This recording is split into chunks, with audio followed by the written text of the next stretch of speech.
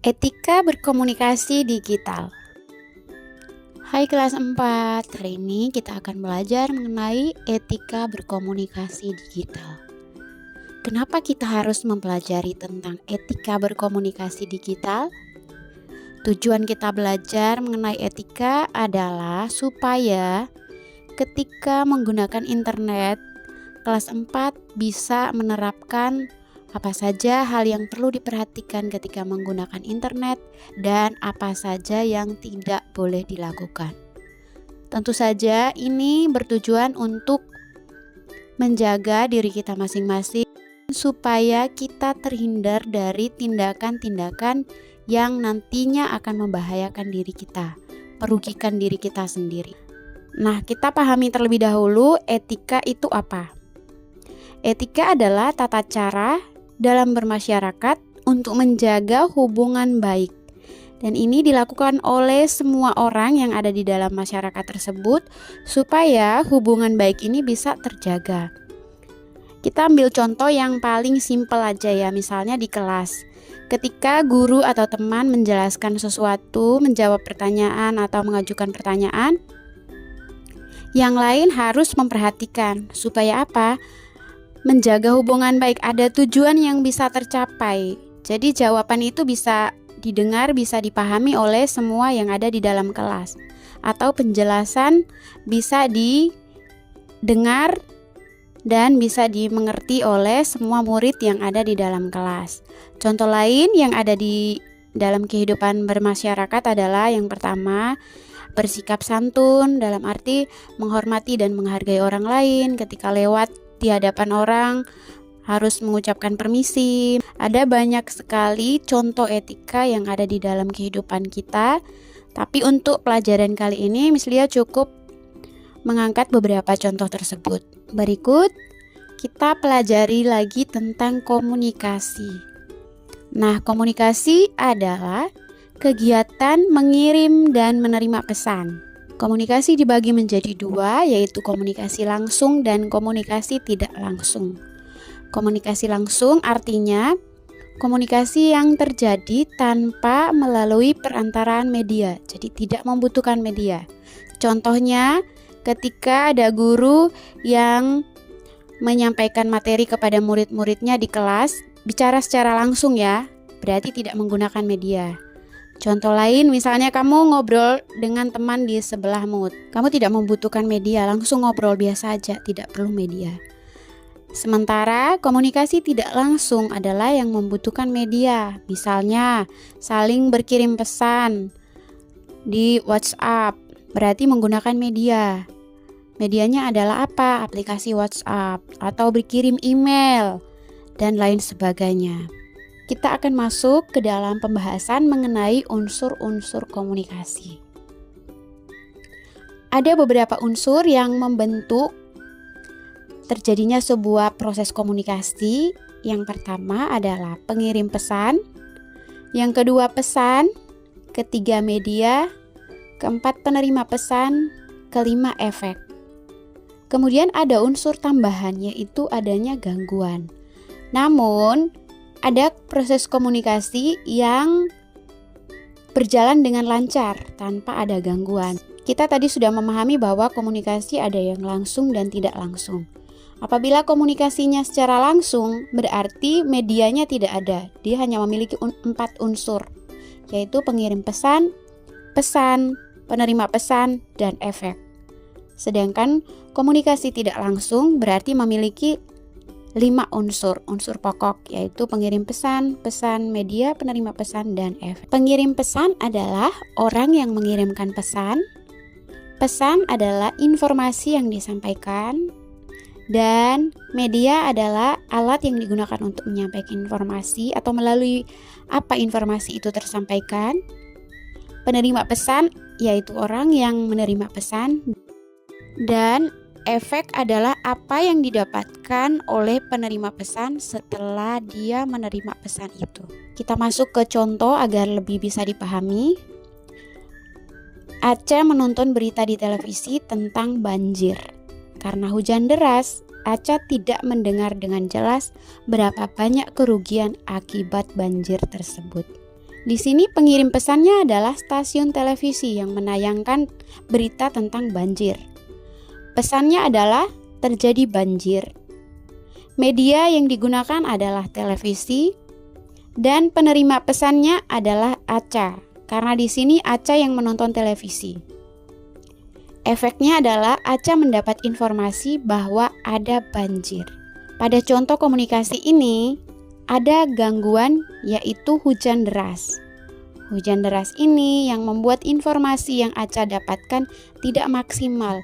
Aca jadi tidak tahu secara jelas bahwa berapa banyak kerugian akibat banjir tersebut. Contoh kedua, Cynthia menyampaikan kepada ayah bahwa ayah harus membayar uang kebersihan sebesar Rp20.000. Tetapi karena jarak mereka terlalu jauh, yang ayah dengar adalah uang yang harus dibayar itu berjumlah Rp200.000. Pengirim pesan dari cerita ini adalah Cynthia. Pesannya adalah tagihan uang kebersihan ayah sebesar Rp20.000. Medianya tidak ada karena komunikasi ini merupakan komunikasi langsung, tidak membutuhkan media. Aca langsung berbicara kepada ayah, jadi tidak membutuhkan media. Penerima pesannya ayah dan efeknya adalah ayah mendapat informasi bahwa harus membayar uang kebersihan. Gangguannya adalah suara Cynthia yang kurang jelas, membuat informasi yang disampaikannya tidak terdengar dengan baik. Kita lanjut ke materi berikut, yaitu komunikasi digital. Komunikasi digital berarti dia masuk dalam golongan komunikasi yang tidak langsung. Karena pengertian komunikasi digital adalah kegiatan mengirim dan menerima pesan melalui internet.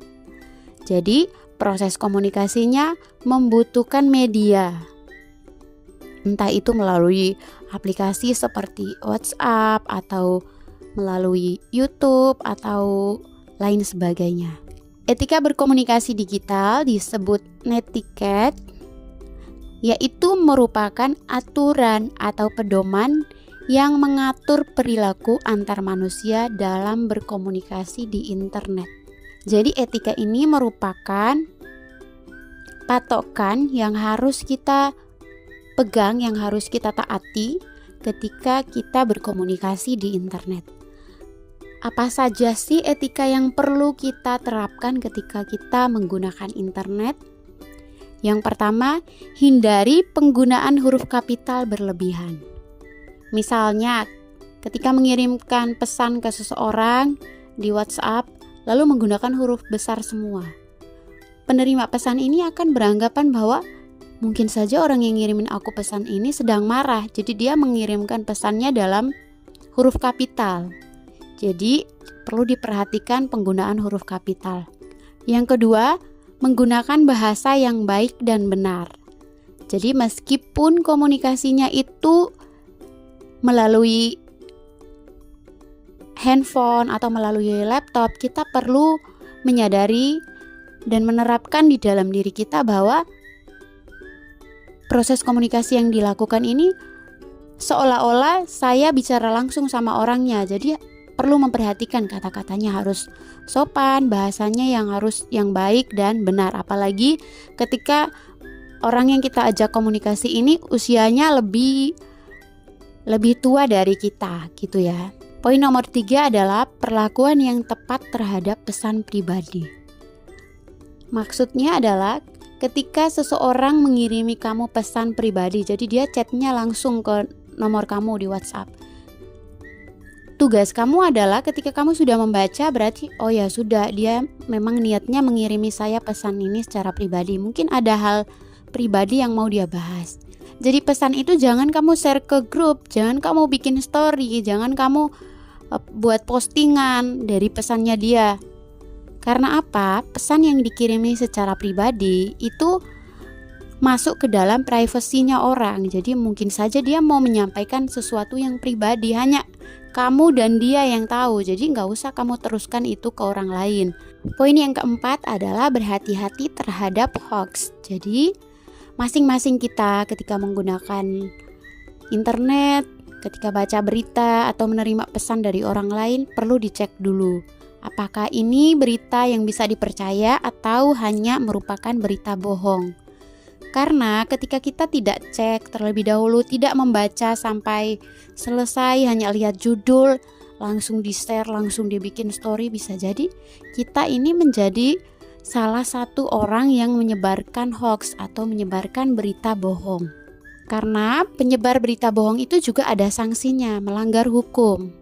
Kemudian, berbagi konten yang bermanfaat. Ketika kita menggunakan internet, kita punya hak untuk membagikan apapun itu ke media sosial. Boleh di Instagram, hari ini saya mau posting foto saya ketika liburan. Boleh, silakan.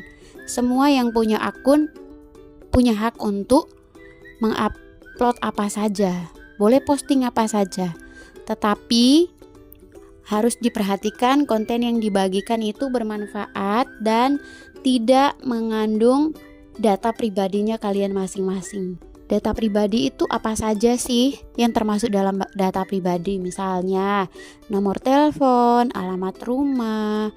Kita nggak tahu ya kejahatan itu kapan terjadi. Jadi tugas kita adalah mengantisipasi biar tidak terjadi di diri kita. Poin yang keenam adalah hindari mengirim konten yang melanggar hukum. Konten yang melanggar hukum ini contohnya adalah seperti membagikan konten yang berisi ujaran kebencian, yang menjelekkan nama baik orang lain, yang memfitnah orang lain, atau yang membuli orang lain. Yang ketujuh, selalu bersikap santun. Jadi dengan siapa saja di internet, entah itu kita kenal atau tidak kenal, hendaknya bersikap santun. Ketika ada yang bertanya, kita menjawabnya dengan santun, menjawabnya dengan kata-kata yang baik dan tidak marah-marah, tidak berkata kasar. Karena apapun yang kita sampaikan, yang kita tulis, yang kita jawab, kita komen di internet itu menggambarkan hidup kita di dunia nyata. Jadi tindakan kita di dunia maya, di media sosial itu mencerminkan kehidupan kita di dunia nyata. Yang kedelapan adalah menghargai kehidupan pribadi orang lain. Hal yang perlu kita perhatikan pada poin ini adalah menjaga batasan kita dengan orang lain. Contohnya, ketika temanmu posting ketika dia sedang sedih, lalu kamu komentar, kenapa kamu sedih? Terus dia menjawab, oh tidak, lagi sedang ada masalah. Dia hanya menjawab seperti itu. Kamu gak perlu cari tahu kayak, kenapa sih, kamu ada masalah apa? Dia sedang tidak ingin membagikan masalahnya ke kamu. Jadi kamu harus menghargai. Oh iya, berarti temanku sedang tidak ingin bicara. Saya tidak perlu bertanya. Jadi hal-hal komentar yang tidak perlu sebaiknya ditahan. Ya gak perlu tanya. Kalau dia gak mau cerita ya sudah, gak usah komen lagi gitu. Atau contoh lainnya adalah ketika temanmu posting sesuatu, gak perlu di komen kayak gitu aja pamer, atau cuma gitu aja kok, bla bla bla bla yang lainnya. Semua orang punya hak untuk posting apapun selagi itu tidak merugikan orang lain. Jadi kita harus menghargai itu. Jadi itu adalah beberapa etika, beberapa hal yang perlu diperhatikan ketika berinternet. Semuanya perlu diperhatikan. Itulah sebabnya ketika menggunakan internet perlu meminta dampingan dan bimbingan dari orang tua.